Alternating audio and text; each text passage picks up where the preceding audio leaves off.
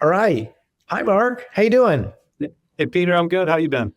Great. Hey, we're back to our podcast. This is the first podcast of 2026, and our guest today is an old friend of both of ours, Kimo Seymour. Tell us about Kimo, Mark. Yeah, Kiva's amazing. He called in from Boulder, and he is the president of events at Lifetime. So he's the person responsible effectively for growing the Lifetime event business, for accumulating all the various events that they've accumulated and will accumulate in the future, and for setting up things like the Lifetime Grand Prix, and for making sure Sea Otter is amazing. So he really is.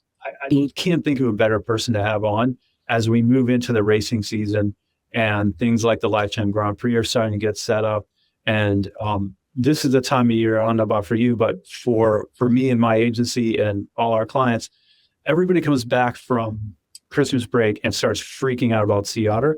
Like, what are we doing in Sea Otter?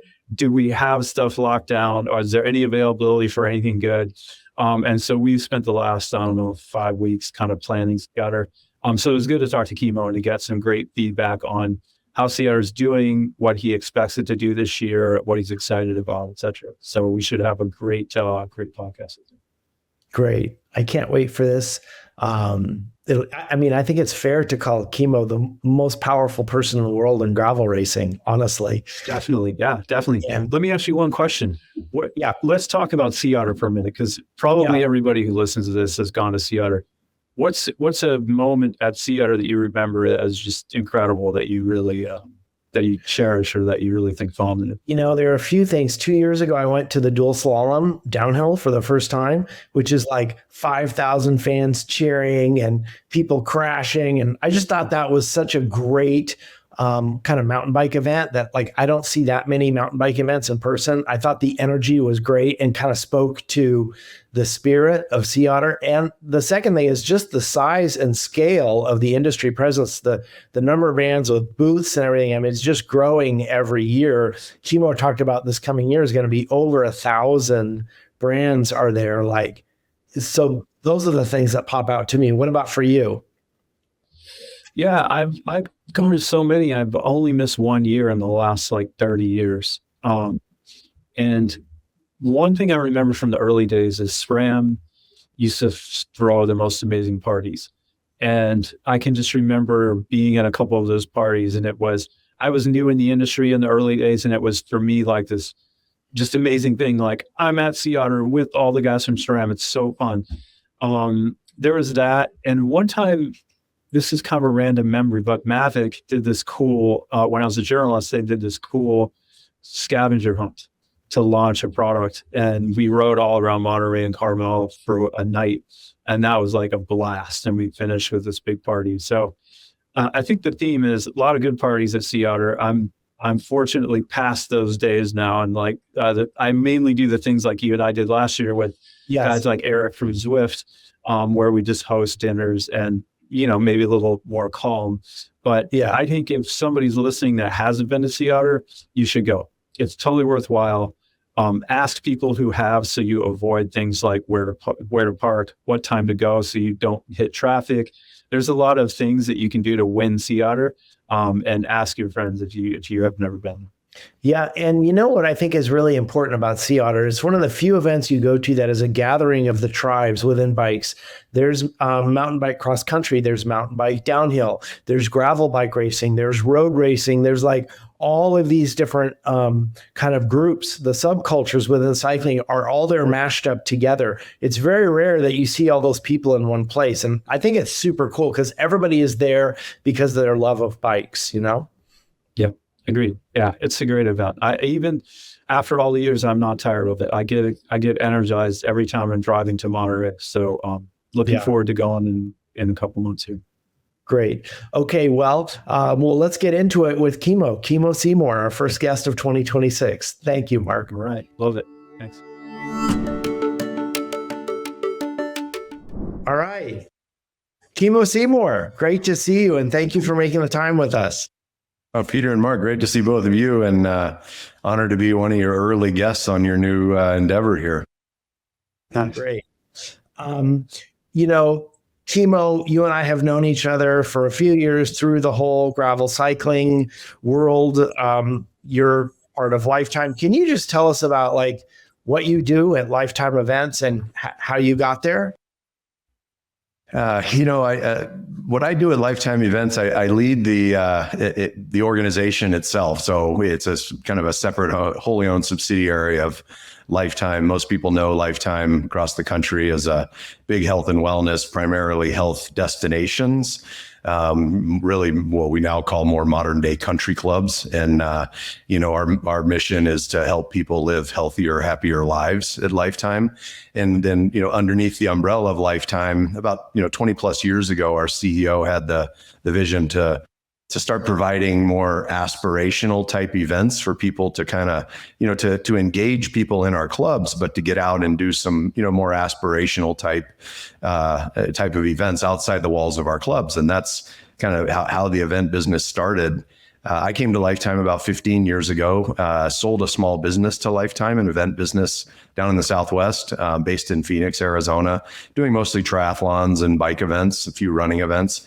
And at the time came on board, led at the beginning, led kind of the growth of the Leadville race series. Lifetime had also just acquired Leadville. And so my first job with Lifetime was to really kind of establish the Leadville race series as more of a series than just a handful of events in Leadville. And we started the concept of qualifying our events around the country to get into at that point, it was the 100 mountain bike event primarily. And now we've expanded to qualifying events for the 100 run as well. And then a few years later, Bram came to me as we had done a number of acquisitions, primarily in the triathlon space. We were really big into triathlon back then. He asked me to take on the whole business and help to kind of evolve and grow the business. So it was really a pretty small business at the time. And over the years, it's transpired and it's progressed, and we've kind of moved away from triathlon over the last few years and really focused more on off-road, particularly cycling, certainly still running. Our biggest participation events are our big running events around the country.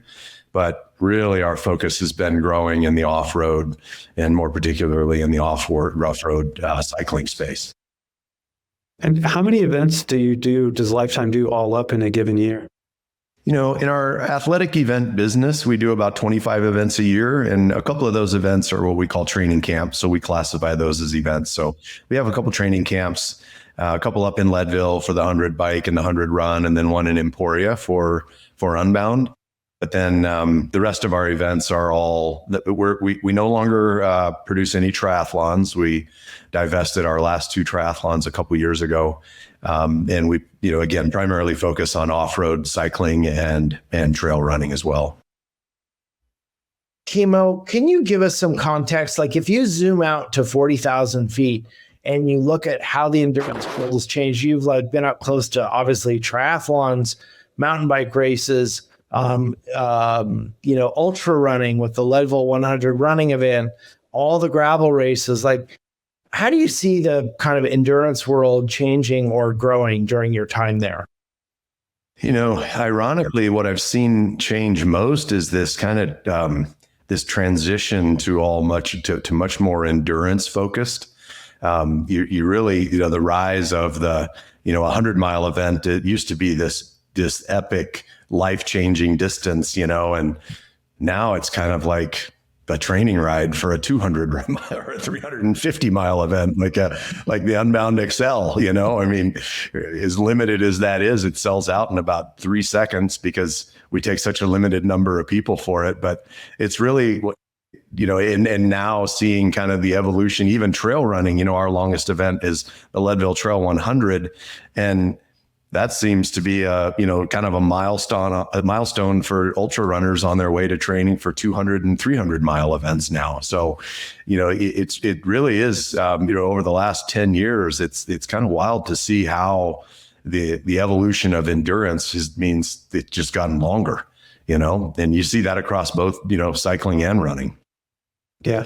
In what other ways do you think gravel has changed? In the time you've been involved with it, it went from being very much like a small group of people who were very passionate about to much bigger, and now there's a whole industry behind it.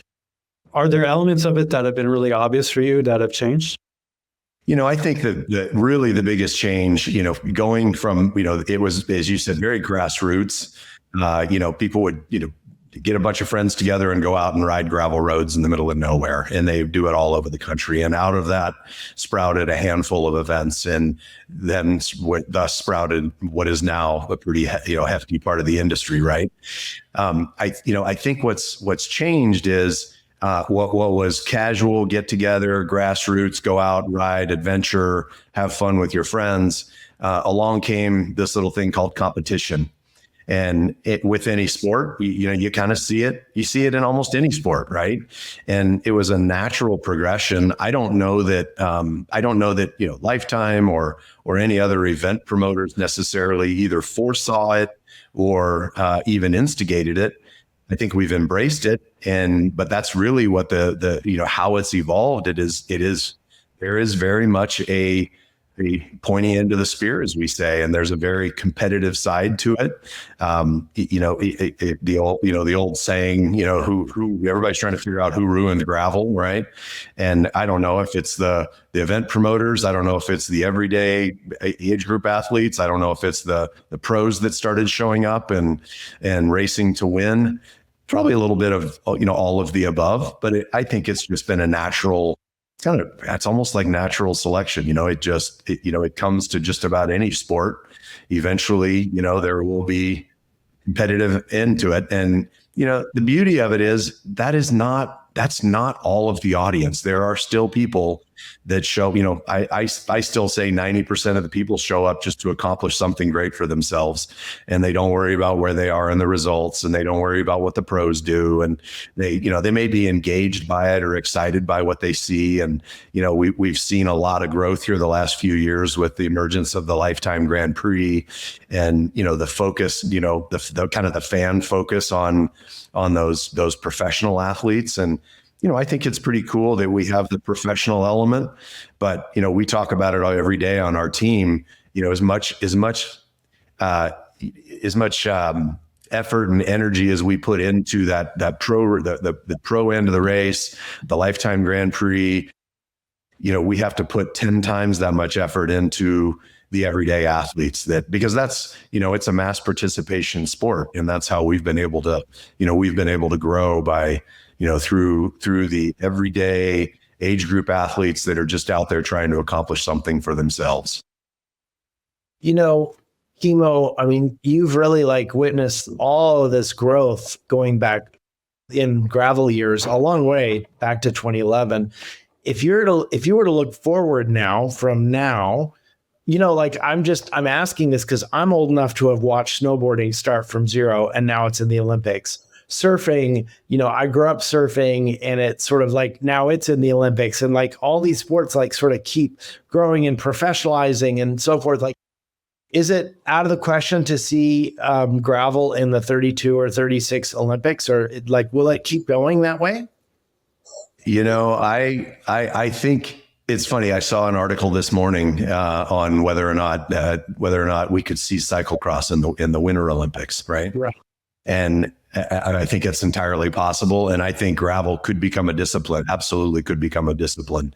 It is because it is, I think just because of the scale that it's grown to, I think it's entirely possible. And I think it's, especially coming out of the United States, I've said this before, this is not a bike friendly country. Right. And I think the fact that it kind of grew, or, its roots began here in the United States, at least what we know of gravel, is gravel cycling today. I think that some of that comes just out of, it evolved out of necessity.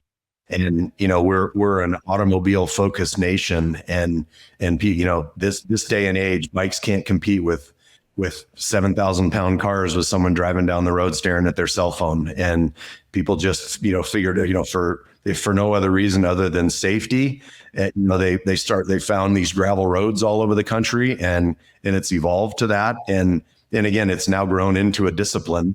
And personally, I love it. I love being, the fact that I've had an, opportunity to play a role and be a part of it the last few years. And, we work closely with USA Cycling.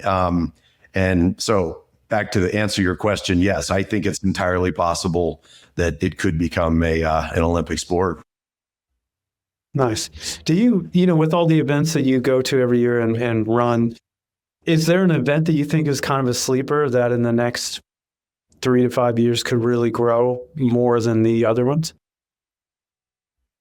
Yeah. Do you mean like a gravel event out there? Yeah. And I specifically, even the events that you run, that Lifetime owns. There's a out of the ones that we own, I would tell you the one in our whole portfolio that probably has the most potential. Most of our events sell out every year. We started one down in Trinidad, Colorado a few years ago called the Rad. And that gravel down there it is absolutely spectacular. It's got a beautiful backdrop up into the Spanish Peaks. We've gotten up to about 1,000 riders a year. We've got some things in the mix to help us grow that event over the next couple of years, but to me, that's an undiscovered part of the country. It's a little bit challenging to get to, but then, what event isn't? Emporia is not exactly easy to get to either, so a lot of events are tough to get to. So that doesn't need to, we don't need to make an excuse for it. That event, it's a beautiful time of year. It's in the fall. Absolutely spectacular. The roads, the community is really supportive and engaging. It's got kind of all the elements that it's a sleeper right now, but it's got everything you would need to have a really successful event in the long term. Kimo, I know you brought up safety a little while ago, and I just want to ask you a little more about that. I have gotten to do gravel races all over the country and in the UK. One of the things I see all the time is the races are mostly run on open gravel roads. There are still some cars that come by. And I feel like a lot of the races are a little bit dangerous. Like sometimes I'll be in a pace line and I'll look up and we're on the left side of the road. And I know you had some issues at Big Sugar last year. I was there. Tell me about your approach to safety and where you think that's going. I think, safety is, out of everything that we do in our event, that's probably priority number one is addressing safety concerns. And, it is a nascent discipline in the sport. We're still young. We learn from every event. We learned a lot from Big Sugar with that pivot we had to make, cutting the course down to the 50-mile course at the last minute. It was a call that we had to make, 30 minutes before the start of the race, just based on, on the thunderstorms in the area. And we definitely had some challenges. As much planning as we did, we still had challenges at that event. And so safety is a huge concern.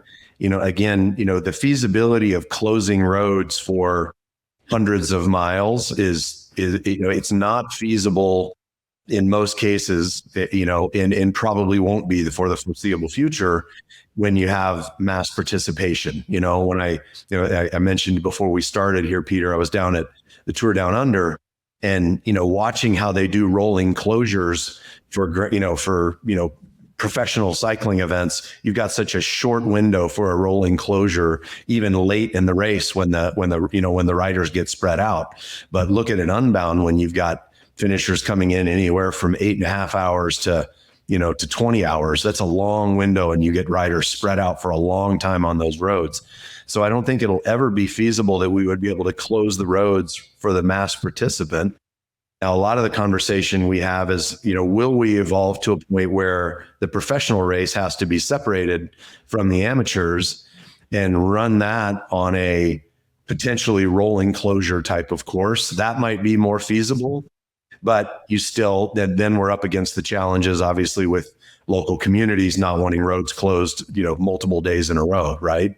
Try to get the town of Emporia to let us close down roads 2 days back to back, in and out of town, all of that, big inconvenience on the community. So, long term, the vision I think would be to get to where we could have, I know as an example, our good friend Bobby Wintle is going to try it at Mid-South this year. He's going to run the pros on a Friday. We moved the pros at Unbound to a Thursday at Sea Otter last year to the gravel event on a Thursday. That worked out great, but those are closed roads, right? That's all within Fort Ord National Monument and Laguna Seca. And so that's the one event where we have the luxury of being able to close the roads the entire day. Good chunk of the course at Chequamegon is also closed to traffic. So there are a couple road crossings there, but for the most part, that's closed to traffic. But, most of our courses are going to be open to traffic. Fortunately, with gravel, you don't see as much traffic. And at some point we do have to have some reliance on the athletes to make sensible decisions, right? To not be spread out all the way across the road and turn, around blind curves and things like that. So a little bit of it is education, a little bit is just preemptive, course marshaling but it is absolutely top of mind for our team and how we can continue to evolve the safety protocols around our events. Yeah. You mentioned Sea Otter, and I kind of wanted to switch gears a little bit to that event. It's 35 years old, I think, this year. And I went to my first one in 94, and I only missed one since then. And I can't believe the durability of that event, that it just keeps going and going and going and seems like it's bigger than ever. What do you credit that to? Like, you've been around it for a long time and have been intimately involved with organizing it. What do you think the secret to Sea Otter's success is? I think the secret to the success at Sea Otter is, I believe it's the combination of the way it's evolved to be kind of the industry event, at least in North America, if not globally. It may be the largest even globally now, and a consumer event. And in the fact that it does both. So you've got participation and competition. So you've got a lot of events going on, drawing a lot of people out there. But, we estimate that every one of those riders that comes out brings between 2.5 and 3 people with them as well. Right. So I think it's just the combination of being both an industry event and a consumer event, combining it all into one. And it is just, the consumers are so engaged both with the racing that's going on, but also with the industry folks that are there, right? And so, we've been able to get up to close to, I think this year we'll have about 1,100 brands in the expo, represented in the expo. We're up about, last I looked, we were up about 8 or 9% over last year on expo bookings. It's just about to the point of, reaching capacity until we can figure out a way to move some things around and, between the lake bed and the paddocks down there. So we've just about hit capacity on it, unfortunately, on the expo side, but we have, we still have plenty of, and the camping side, but we still have plenty of room to grow on just the festival participation as well as the race participation. And yeah, just to recap, Lifetime bought Sea Otter in like 21. Is that right? That's correct. Well, it's held at Laguna Seca Raceway, the big road racing track. You have, it feels like dozens of mountain bike races. You have gravel, and you have even road bike races on the track, right? And then you have a fondo. Like I did the 90-mile fondo last year, which was tremendous. I loved it. And I've not been going as long as Mark has, but I started in like 2006. How do you kind of package that event? Because you have so much going on. You have all the industry stuff, which has gotten huge. Like you said, 1,100 exhibitors. You have road, gravel, mountain. Like there's so much going on. Like, is it just like we love bikes and all bikes are welcome here? Is that how you look at it? That's pretty much it. It's all bikes are welcome and all people are welcome. It really is just kind of this. It really kind of showcases the beauty of this industry, right? It brings out, like I said, it's everything from little bitty kids on Strider bikes to 90-year-olds showing up and racing in some of the events, and every, every part of the industry you can imagine showing up. And it truly, I mean, it just truly is a celebration of cycling on top of everything else. I think people in the industry would tell you that it is, I mean, it is the industry place to be, right? You can't miss it if you're in the industry. And for the most part, all the big brands are still there. Huge partners. It's a global event. The other thing that's evolved with Sea Otter over the years is, our estimate is close to 30% of the exhibitors that are there are not even cycling related. They're what we call overland, outdoor and overland industry brands and products that want to reach the cycling audience, right? So you see you see the customized camper vans and the coolers and all the camping stuff for all the, for bike packing and what, so not even necessarily bike industry focused brands, but that outdoor and overland market. So, it really is, it's hard to describe it to anybody. You've both been there, and it's really hard to describe what has made that thing, that it's so magical, but it really just is a magical experience. Yeah. Are there any, over the years, the focus of mountain bikes versus road bikes versus gravel, like it's kind of cycled through many different focuses, if you will. Are there any changes to the course or to the way you're going to run the event in 2026 that would be interesting for people to know about or might impact riders? Not a lot of significant changes this year. So the Grand Fondos will be very similar to what they've been in the past. A couple different distances, obviously. So those are the big, off-site events. Really the road events. We did bring back the Criterium this year. It's going to take place on the track. So we are doing the Criterium. We just about to sign a deal with Brompton, who's going to do a Brompton event on the track as well this year. And then obviously we always have to, the part of the balancing act with using that facility is a lot of the brands love to do demos out there. And so we have to keep access to the track and access to some of the trails for certain parts of over the 4 days for demos. There's a lot of demo opportunities out there, both, e-bike, mountain bike, just about any type of bike you can demo and go try out there. And that's become really important. That's been a big part of the program as well, is all the demo stuff. So we are keeping the Grand Prix, the gravel event, which will be the Grand Prix event, is still going to be on Thursday this year. And that worked out really well because for those athletes, their brands love to have those athletes available in their booths. And it really works better for those athletes to be able to do that after they race versus traditionally at an event like an Unbound or a Leadville, the athletes have to go out and sit in their sponsor booths, a day or two before the event. And they don't want to be doing that before they race. They want to be doing it after. So it worked really well to move that event up to Thursday. It also, it's driven great participation. We're expecting, I think, somewhere around 1,200 people in the gravel event alone this year. So that's really driven growth in the gravel events. Very similar to last year, a few slight tweaks. A couple years ago, last year, I think was the first year we took away the road race that was out in Fort Ord. The challenge with that is that road had gotten so rough. And so, it was, that just had not been maintained for so many years. It really became more of a gravel race than it was a road race. So as we came up with a new gravel course that will repeat again this year, we actually use a bunch of that road that used to be used for the road race because the gravel, the pavement has just gotten so rough. So lots of little minor tweaks. And that's really what our team is good at focusing on, is, really focusing on the experience for everybody that's that's in attendance. So that's the experience for the exhibitors, for the sponsors, for the athletes, for the festival goers that are there just to have fun for the weekend. We spend a lot of time thinking about experience, and racing is just one component of that. Kimo, it feels like these are the only lifetime events at Sea Otter that happen on pavement, like the circuit race, and whether you do the road race or not. Could road racing ever be a bigger part of the lifetime portfolio? Like, could there be a road race in the lifetime Grand Prix, or where do you see road racing going from your point of view?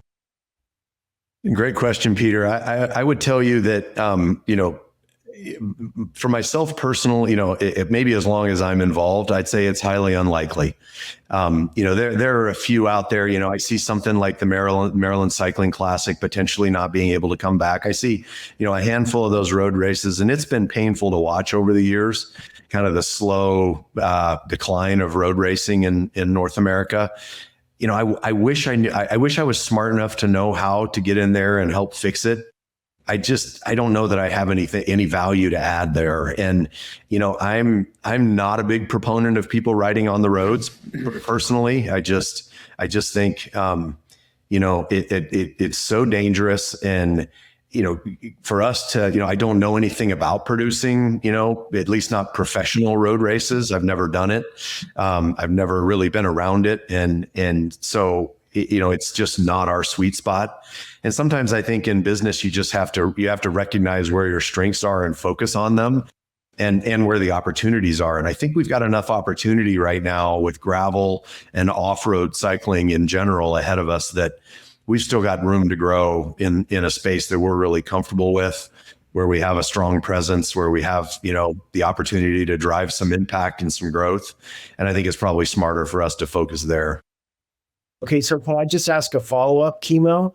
I know you have a Sea Otter in Girona, Spain now, and obviously that's in Europe. Do you see yourself, as you're talking about growing, do you see yourself growing more into Europe with either Sea Otter events or gravel races? I do, Peter. I do see there is growth opportunity there. The Sea Otter Europe is a licensed event, actually, so we don't own and operate that event. It's under a licensing agreement. We recently added a Sea Otter in Australia. It just took place a couple months ago in Australia, and we've got a couple other venues that we're potential partners that we're working with. For us. And off the Sea Otter subject, we actually have a license agreement with the folks that the Flanders Classics group, and we have a Unbound qualifier event actually that they produce in Europe as well, and we're looking to add additional Unbound qualifiers and potentially Leadville qualifiers in Europe. For me, the strategy has always been to do that through licensing. The way I look at it, just from a business perspective, to go over to Europe, to go to Australia, to go to these other countries, I don't know how to do business in those countries. I wish I did, but I don't. And I think it's wiser to work with somebody that knows how to work with, every one of those countries is different, how you operate, how you get set up and how you operate. And more importantly, the overhead that we would have to put in place, just the team we would have to put in place for event number one and athlete number one is immense. It's a huge investment, right? And I think the smartest way to do it is probably through license agreements with people that a lot smarter than us and how to put on events in those markets. And the way we do them is, with the right to eventually acquire the event. So when we license them, we have the right to potentially at a later date acquire the event. So if we ever reach a scale where we've got a number of big events over, say, in Europe, that it would make sense for us to put a team in place and to take that on, then that's when we might make that move. But for now, it'll all of our growth. And so the answer is yes, we want to continue growing internationally, but my strategy is really to focus on licensing partners that really know how to operate in those countries. Yeah. And do you feel like domestically, are there acquisitions you'd like to make to continue to grow the portfolio of events that you have? I do actually. I still think there's opportunity here. And I think what we've seen, as with any new kind of, we'll call it in an industry, let's call it off-road racing and the evolution from mountain bike to gravel. But if you put that all together as we'll call it off-road racing, I think with the growth we've seen the last few years, more particularly in gravel, in new industry, you see early on, you see a fair amount of proliferation and maybe a little bit of saturation. And then eventually it always comes around to consolidation. It's just kind of natural. And I think there will be opportunities. I think we're already seeing that, gravel was a very, I'll I'll call it a low barrier to entry business model. You can find some little town in the middle of Nebraska that hasn't had a visitor there in 20 years and convince them you can get a couple hundred people to come to town if they let you use their gravel roads and do a start and finish in town square. You probably have a gravel event pretty quickly. And we've seen that a lot all over the country, but I think we're already I'm starting to see some of them fall off the calendar. And I think there are some that will survive. And we're in the business of growing. I've said this publicly in the past. One of the beauties of, working for Lifetime is that while people love to cast stones at the big company owning the what we do and whatnot, we still get to be very entrepreneurial in this little event business. It's, as big as our Lifetime events business is in the event world, to Lifetime, it's still fairly small. And so I've never been under a mandate to grow. My boss is never, pounding his fist saying, why aren't you growing faster? It's, how are you improving the experience? What are you guys doing to make the Lifetime brand look good? Not, why aren't you adding more people? Why aren't you, adding more events quicker? So the beauty is we can be patient, and more methodical and thoughtful about how we grow. But yes, very always interested in acquisition opportunities. Kimo, I just want to ask you about the relationship between Lifetime Events and Lifetime Fitness.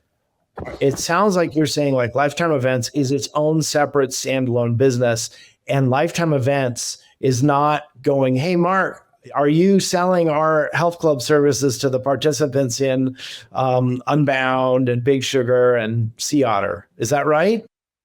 That's absolutely correct. And I'll tell you, we know with a fair degree of certainty and science, we know exactly where our members will come from to be a member in one of our clubs. And the analogy I like to use is if you had a big giant, if you took a wall in that room behind that you're in and you said, put up a map of the United States on that entire wall. And if you put 190, dots on that wall where we have club locations around the country, if you drew a circle around them, around those, we know that people will not, people generally will not either join or stay members unless they live within about 15 to 20 minutes drive time of a club. Anything more than that, they're not going to stay members very long, right? Traditionally. And so the size of that dot on that wall is about probably a pinhead.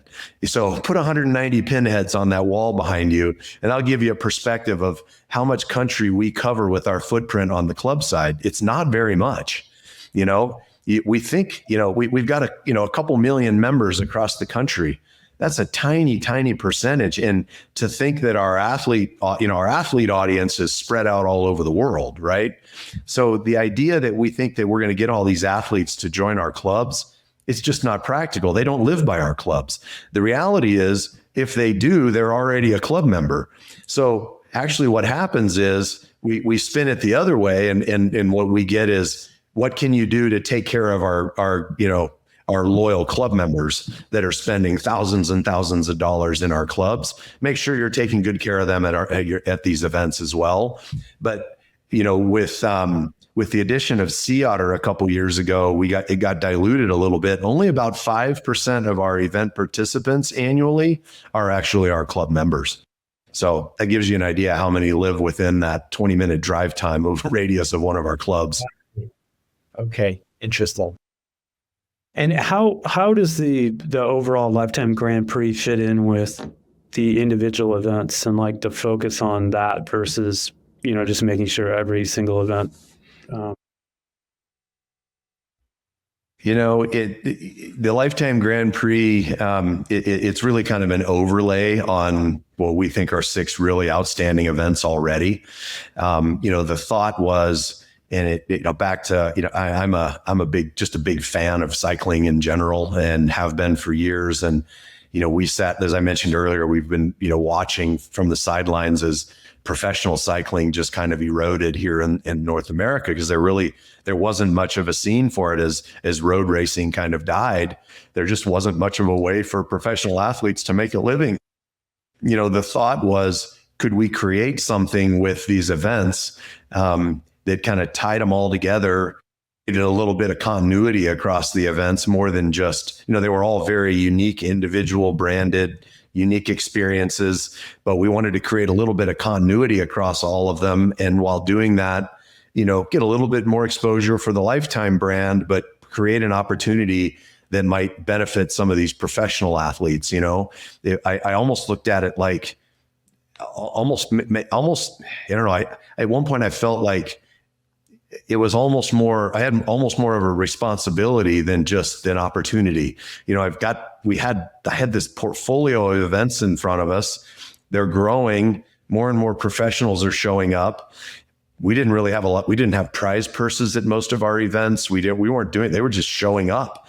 And I thought, gosh, if we could somehow tie them all together, convince some sponsors to come in and want to be a part of it, create a little bit of a pool of money there that we could do, slowly but surely grow a prize purse, create some more content that got a little bit more exposure for those athletes, like that we could create this snowball effect, and hopefully it would benefit the athletes, benefit the events, benefit professional cycling in general in North America. And, we like to think it has. It's had some good positive impact so far. Obviously, we've had lots of growing pains, and we continue to learn, as I said earlier. But we're pretty pleased with the direction and what we've been able to accomplish, and going into our 5th year now. So, we're pretty excited about it. We think there's some pretty good opportunity there. And Kimo, I know you've just increased the prize money. Tell us about the prize money, where that comes from, and where you see that going. So, the prize money, it comes out of our bank account, obviously, but because of the Grand Prix, we've been able to drive incremental sponsorship, so it's not as though I could just go to the bank a Lifetime and come up with a $600,000 or $700,000 prize purse across the Grand Prix and the 6 events in the Grand Prix. We had to show that we could drive meaningful sponsorship revenue growth, and we did. We've had some real success in increasing sponsorship. So I guess indirectly, it primarily comes from sponsorship, obviously, and our ability to grow, engagement of the sponsors, and that's been a bit of a challenge, because if you look at the portfolio, you see, we have a lot of individual events that have individual sponsors. And so the endemic sponsors, the industry focused endemic sponsors, some of them, you might have one bike sponsor on this event and one bike sponsor on that event. Well, that precludes you from having a bike sponsor for the Grand Prix, because no one wants to sponsor a series that then somebody else sponsors the event, right? So it's taken us a few years to kind of clean that up. And that's kind of unlocked our ability to grow sponsorship as well across the Grand Prix versus just in the individual events. Yeah. And it all goes, we decided, back to the second part of your question, obviously it goes to the athletes, but we've broken it up to where we've put some incentive in the events themselves, because keep in mind, the pro race at any one of the events is more than just the Grand Prix, right? You've got non-Grand Prix riders in those events that are also eligible for those prize purses.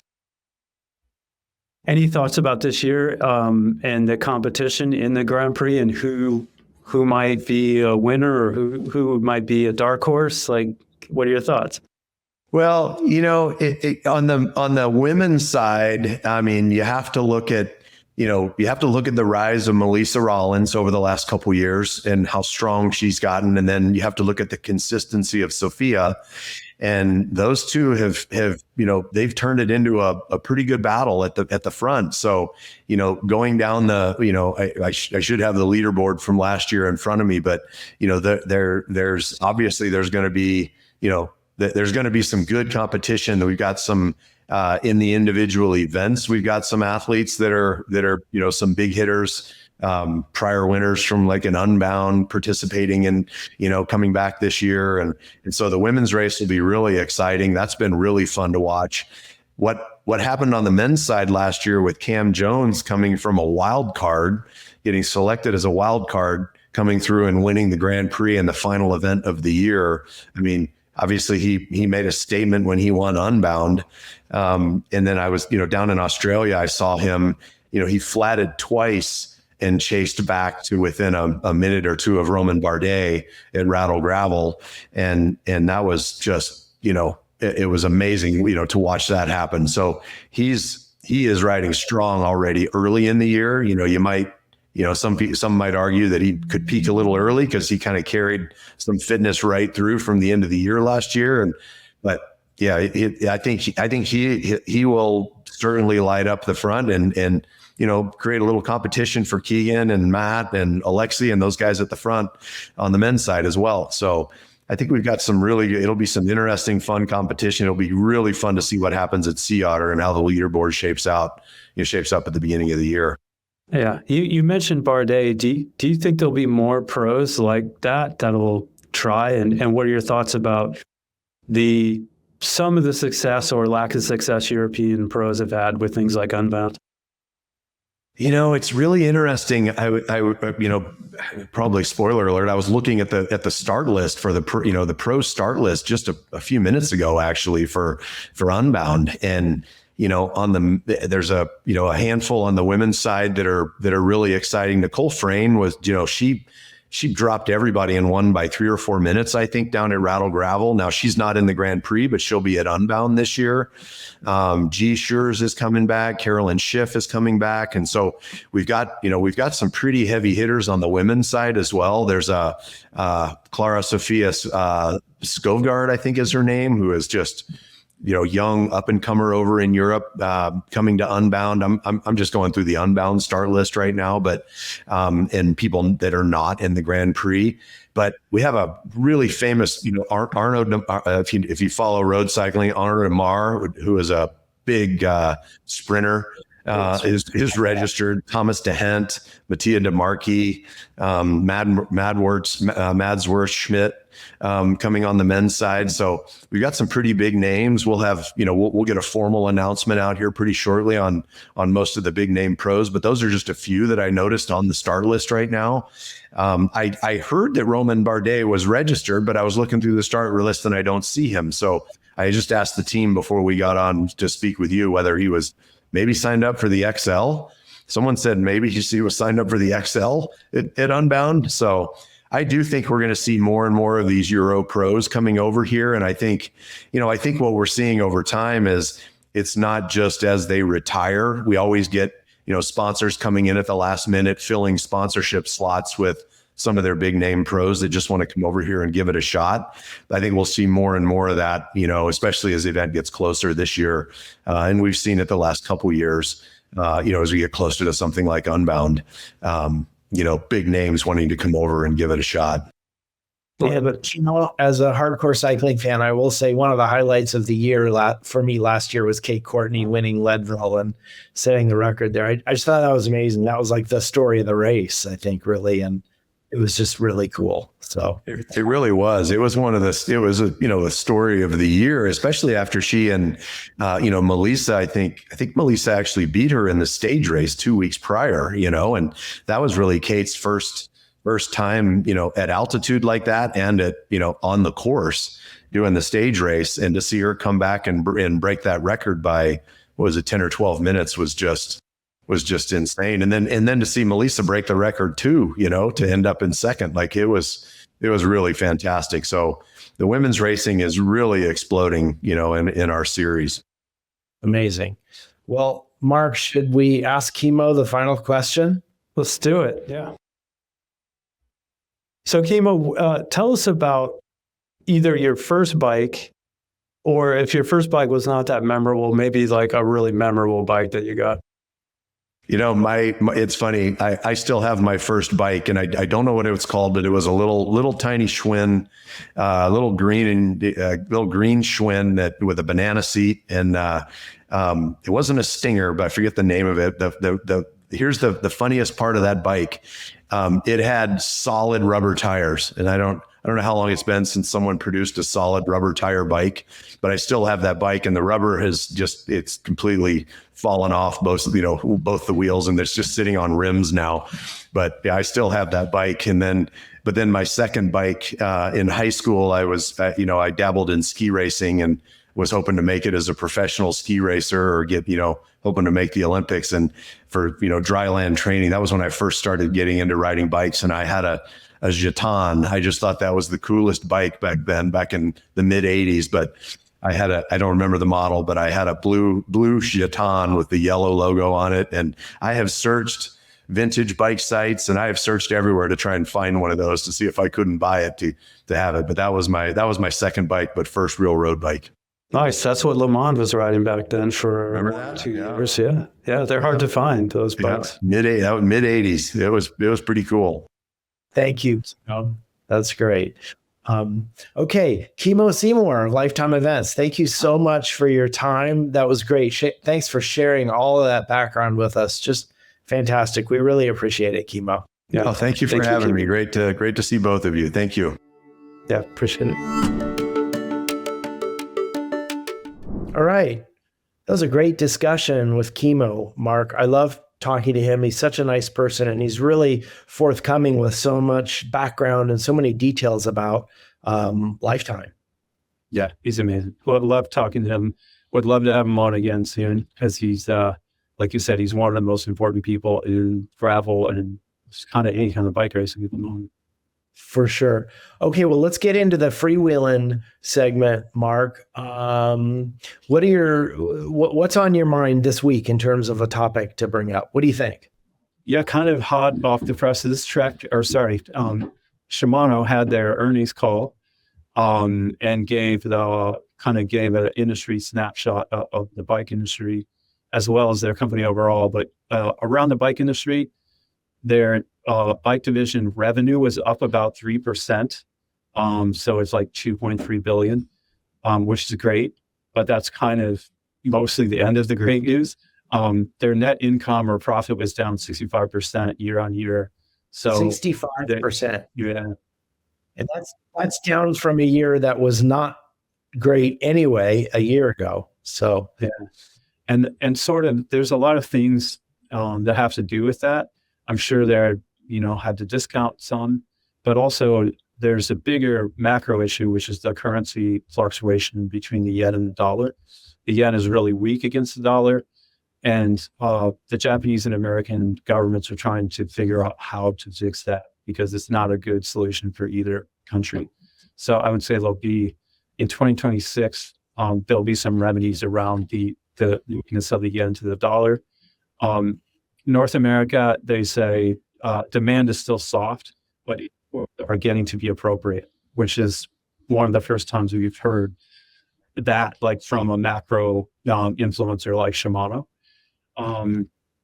The interesting thing that was buried in the report is that China, who you and I have been hearing, China's going great guns for everybody. The demand is really soft there, and there's a lot of inventory at retail, which the inventory part makes sense because we've have several clients who were shipping a lot of product to China instead of the United States. And they were doubling down on that when the tariffs came into effect last year, because it was just a better business to be doing. So that'll be an interesting one. And when we go to China this year, we'll get that firsthand. They also have a crank recall, and the crank recall is about a $50 million hit for their costs, and not the first time they've had a crank recall, probably not the last time. So we'll see how it goes. Interesting, Q4 was up for them by 5%. So that's a good sign. And they're saying 2026 for the bike division, it's going to be flat revenue wise. And the profit's going to be down 9 or 10%. So another hit to profit. But it doesn't seem like it's the worst. And it seems like a reasonable news if the market's going to be flat, if we have better inventory position across the board in the United States, that would be good for this market. So just, mixed signals generally, but I would say seems like long term we're on the right track for the industry. Great. It feels like the bottom is kind of flattening out and we're hitting the bottom of the curve. Yeah, let's hope. Yeah. Mark, one of the things I've been thinking about, of course, is Trek bikes. They were the subject of a big article in Escape Collective, which was like things are really bad at Trek I can't remember the title, but it was that kind of thing. And it really got into not only all the retailers they're coming out of the the whole pandemic boom bust, many of the same issues that Shimano is facing, and the fact that they maybe have taken some outside investment, which they've not confirmed or denied. But it just painted a pretty bleak picture of what's happening at Trek, which is newsworthy on its own, but I think indicative of all the other things we're seeing in the bike industry, which is still not having recovered from the pandemic boom. It's so much discounting.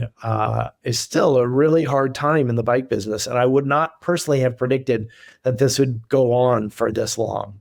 Yeah. I don't think anybody did. I think we thought, okay, 22, things kind of topped out. Everybody thought 23 was going to be a bad year and that was going to be over. But here we are in 26. And there's still issues with companies having to really discount merchandise that's old. There's so many issues across the board. I think one of the things that we couldn't have predicted in 22 was tariffs and the effect of the tariffs. Yes. And I think we're going to see most people kind of bluffed their way through it last year and chose to not raise prices for the most part, or not raise them dramatically, and tried to get their suppliers to take as much as they could of that pain. But I don't see that they can sustain that. And as you and I talk about weekly, we're just waiting to hear what the Supreme Court says about the legality of Trump's tariffs. And hopefully they will make a decision on that one way or the other soon. Yeah, a lot of people expected that decision in early January. It's a month later or more, a month and a half, and there's still no ruling. I think some of the justices probably consider it kind of a landmark case on presidential power. And so they're taking their time with it. But yes, so many people, not just in the bike industry, but across the board, all kinds of businesses that make things abroad are all sort of waiting with bated breath to see what the ruling comes out. Another thing the Trek article was reminding me of is because Trek has hundreds of retailers. I don't know exactly how many, but they have a lot. And I think they have 400 owned stores, and they have 400 owned stores, and I would guess around 1,200 total deals. Okay. So over 1,000 retailers that they have some relationship with or they own. And I think I've been really kind of studying the bike retail business for a while now. And it's such a challenging business, and there's so many problems with it. And one of the things that we were talking about before we went on the air, Mark, is this one local bike shop shared with me the idea that a bike retailer is essentially a bike warehousing business where they've got to buy all these bikes from, you name the brand, right? And then they got to store them basically on the floor of their bike shop, which is generally expensive retail real estate. It's not a warehouse in the hinterlands. It's on a main street somewhere. And that is a lot of their bike storage happens there. They might also have a warehouse, but that's just such an imperfect business model that is just ripe for disruption. And you can see how Canyon grew so quickly, in the DTC business. And now you can see all these brands trying to do more DTC, direct to consumer. Even when they have shops, they're trying to kind of reverse engineer a direct to consumer business on top of that, which of course is challenging, and that's also difficult. So I just find the bike retail business is really in rough shape, and is going to be for a while. I don't think it's a great model. It's going to have the fundamental structure of the business is going to have to change. That's where we're at. And what surprised me was you and I both talked to some retailers on behalf of a brand who wanted to basically ship bikes, a D2C brand who wanted to ship bikes to the retailer and give the retailer a percentage, a low margin, but a percentage. They don't carry any inventory or anything. And I thought, dealers are never going to go for that. And the ones I talked to were okay, so we get X percent and we don't have to hold any inventory. We just put the bike together and the person picks it up here. They were ready for it. And I think that just reinforces your point that people don't want to be storing bikes we know that there's big brands that ship product to dealers that they didn't order. You kind of force them to take it. And it's really led to this, I would say, very unhealthy situation that we're going to have to overcome quickly in the business. Yeah. And my information is anecdotal, of course, but the shops that I see doing really well right now are these like small shops that really focus on service and sell some bikes, but they have a few demos there, maybe like, hey, Mark, come, you can ride this bike. Oh, you want a size medium in black? Great. We'll call it and we'll have it here. The brand will ship it here in 2 weeks and we'll have it for you.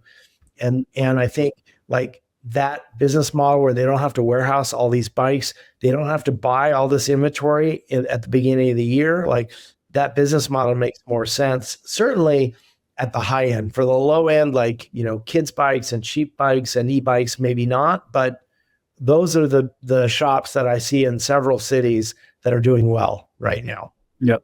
Yeah.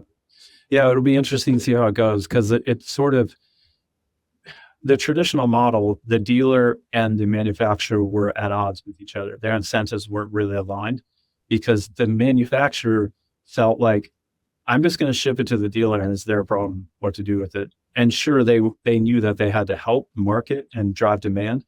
But I think over time, they got to depend on the dealers in a way that wasn't healthy. And that's what we're seeing kind of is one of the problems now. Right. Okay. Well, Mark, let's wrap it up. That's our show for today. And we'll get ready to go record our next episode in a few days. Okay. I'm looking forward to it. Thank you, Mark. Yeah. Thanks so much, Peter.